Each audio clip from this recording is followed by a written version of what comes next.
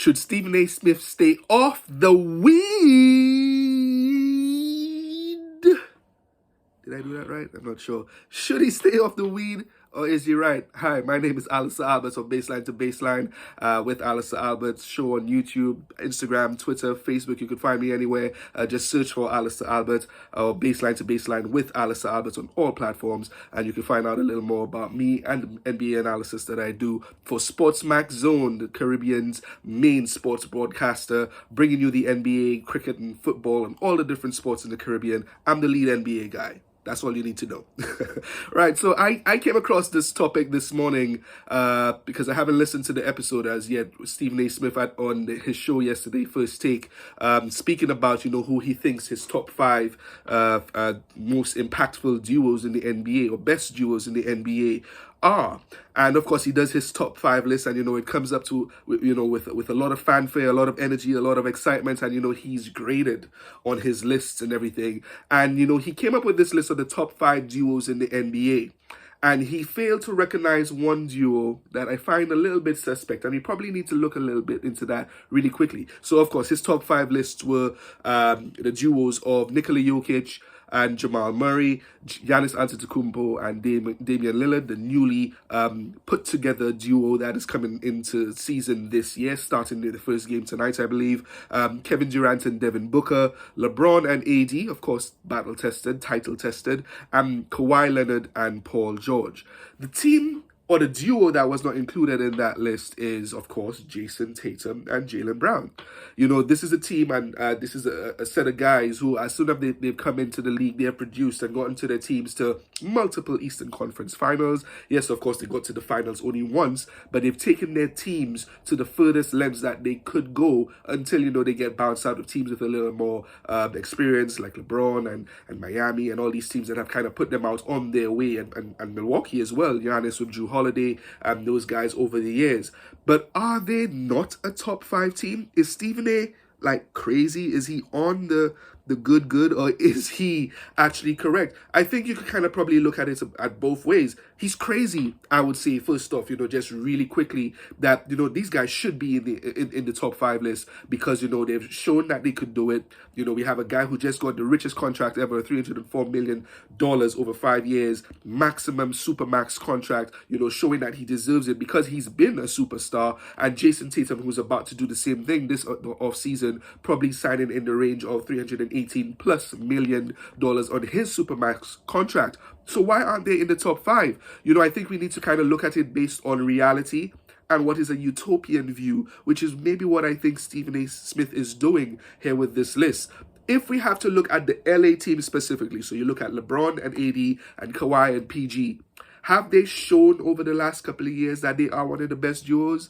Only in flashes, and only in flashes because they have been injured. So in the reality of the situation is, can they be the guys who will get their teams to where they need to get to, and be in the finals, or be in the Western Conference finals? Of course, Paul George led the team to his first ever Western Conference finals a few years ago, and of course it was without Kawhi Leonard, so we were not able to see what that dynamic duo could have done fully healthy. So, with that as the backdrop, can we actually say that they are one of the best duos? Of course, you have LeBron James, who's now 39 years old. These are the ages that guys retire at in the NBA. 39 years old, he averaged almost 29 points a game last year. He's about to be Mr. Basketball, having the most points in basketball history ever. Let's just take that in for context. And of course he's in the whole GOAT debate. I'm on the Michael Jordan side of things, but let's see how this season goes and if he elevates himself there. And you have AD, who has been called very derogatorily street clothes.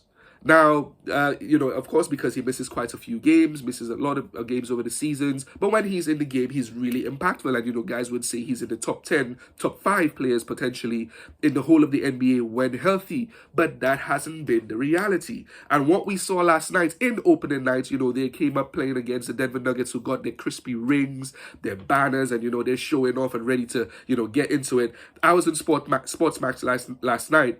season preview for the NBA season 2023-2024, and I was asked the question who I thought would win that match, and I thought the Lakers probably would have won with all of the revenge talk, the back and forth chatter that happened in the off season and everything else that happened. LeBron and AD wanted to prove that the Western Conference Finals sweep was just a blip, and they can prove that they're ready to be contenders, and the Denver Nuggets came out and stamped their authority. So they being the number one duo for Stephen A. Smith is right. Nikola Jokic and Jamal Murray have shown last night again that they are ready to continue from what they did last season in the NBA playoffs, and they're ready to defend their title. So for the reality situation or the utopian situation, this top 5 list is probably correct. All these guys have won titles, except, of course, Devin Booker and Damian Lillard and Paul George, in those duos. But these are guys who have had some sort of championship experience, leaning on the one who has the championship experience to kind of get them to the success that they could get to. But are they always healthy? Can they last the full season? I think the pattern shows that we can't really depend on them. So this utopian view that Stephen A. Smith has leaves me to the stay off the weed side of the argument. but when we think about the reality of it, these are, if I had to put Jason Tatum and Jaylen Brown on this top 5 list, I'd probably take out one of those LA teams, and I'd probably be forced, thinking about if these guys are totally healthy. This is a tough one, a really tough one. But when you think you have to rely on a 39-year-old who shows that he could still do it, I'd probably put LeBron and AD at number 6 and insert Jason Tatum and Jaylen Brown into that discussion, because they've been there. They've been knocking at the door. They've been, to Eastern Conference Finals. They've been played in the finals. They're ready to go back. They have, new coaching. That didn't matter. That kind of got them to the Eastern Conference Finals. And, they fell short, of course. But, they're ready. They're ready to show that they can. And I probably would put them in that top 4 spot. So if I had to give Stephen A. Smith a grading on his top 5 list that happens on the show, of course, with Molly, setting the audience and the co-host or guest host coming on to kind of grade his list, I'd probably say, the straight shooter, by the book, it's actually really good. The straight shooter is probably at, I'll give him a B.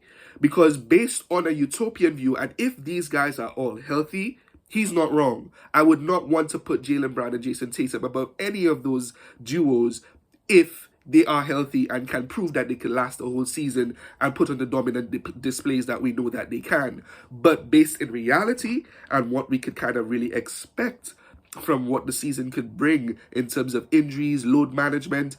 LeBron James has a pass in this whole new load management scheme and policy that has been put in place. I think any player over 35 years old can sit out certain games that other players probably don't have eligibility to do. So, he has the pass that he probably might not be able to play all games, specifically to kind of preserve his body for the Larry O'Brien Trophy, not the NBA Cup in this in-season tournament, which is another story for another show. But this is what I think. Stephen A. Smith, I know you're trying to do some movie stuff. You're trying to turn this book, I ordered. I was really happy to got it autographed. It was really cool to see, that I got one of the books that was pre-ordered and autographed. I know you're trying to, continue to show the world that you're a straight shooter. But I am, of course, the real Caribbean NBA analyst for the Caribbean's main analyst sports analysis show. And, I'm here to tell you that your list is like a B. A B, I would say. It's a really good list, but of course you could kind of look at it from both sides. But this is all fun. I just wanted to kind of give my little view on that. This list could be looked at in 2 different ways. Are we speaking about the utopian view of guys being fully healthy and playing the whole season? If that's the case, Jaylen Brown and Jason Tatum should stay out. But if we're looking at the reality of the situation, I'll probably take LeBron and AD out just for the age factor and their history of not being able to play the full season. So this is it. Hope you guys enjoy, and there'll be more little TikTok videos and everything as the season progresses. Like and subscribe. Baseline to Baseline, Alister Albert. Check it out. I'm going to be coming in hot throughout the whole season. All right, talk soon.